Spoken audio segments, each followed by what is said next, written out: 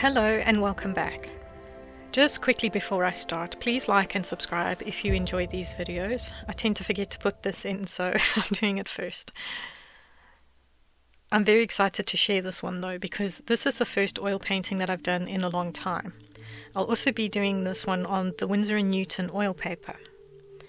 Now, once everything is sketched up, I start by using some yellow ochre thinned down with a fair bit of terps just to add the first layer of paint. I want the initial layers to be thin so they will dry quickly. Canvas is much more porous than paper, so it will absorb the paint and can be dry by the next day for the first few initial layers, depending on how much paint goes on. Paper might be a different story though, because there's not much breathing room for the paint, so to speak. Part of the issue for me is storing all of these artworks, so if oil on paper is going to take 3 to 6 months to dry, that may add up to a lot of pages that need to be stored until they have cured properly. I'll have to consider how or where I will be putting them all if that's the case. I start to mix in terra verte, chrome oxide green and zinc white, again using a lot of terps just to give the initial layers a lot of headway in drying time. Sometimes I'll be flipping the painting upside down to work on the top edge, as it's much easier to blend and work that way than it is right side up.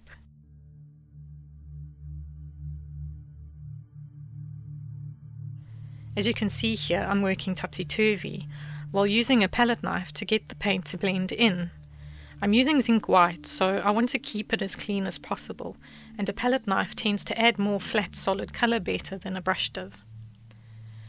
When I work in oils, I like to build the layers up, and I'm very tactile when it comes to the paint, so not only am I paying attention to how the colour is turning out, I'm also feeling how the paint is.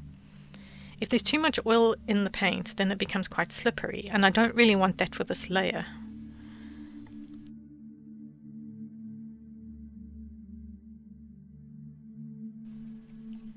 I start adding in some darker lines for definition, and then adding periwinkle blue and buff titanium around the lilies.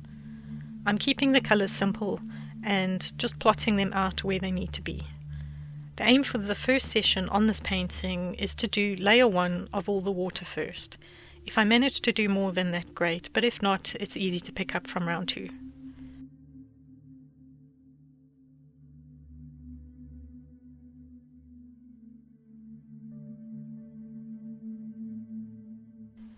Moving on to my next painting session, I start with filling in the rest of the colours for the boat and the lily pads.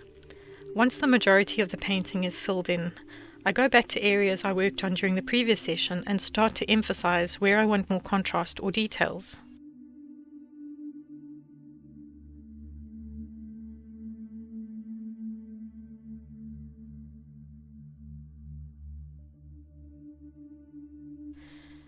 Some sections have dried reasonably well, and it feels like I can add a fair bit more paint to this.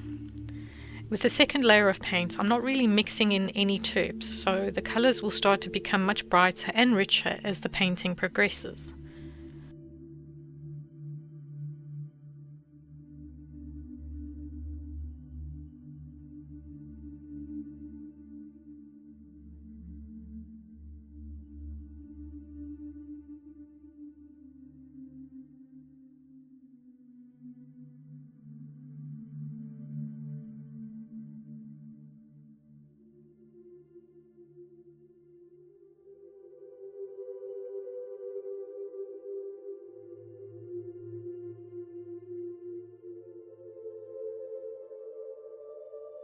I really like the feeling of this image, how it seems so tranquil.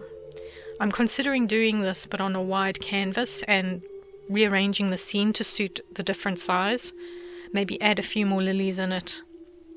I have a canvas that I can possibly use for it, but I also have another idea for that canvas, so I'll see which idea I prefer closer to the time of actually coming to paint on that canvas.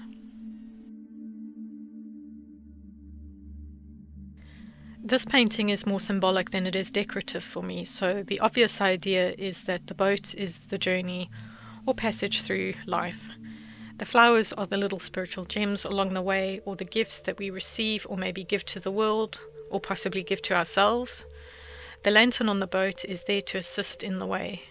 The water is also a metaphor for consciousness, and across the pond it's filtering down, shedding light onto our own self-reflection. It's like there is something else there on that side that is blending into the reality and the illusion of our own lives. I even start to go down the path of thinking about what is the other side. Just as books take people on mental journeys, paintings can do the same thing.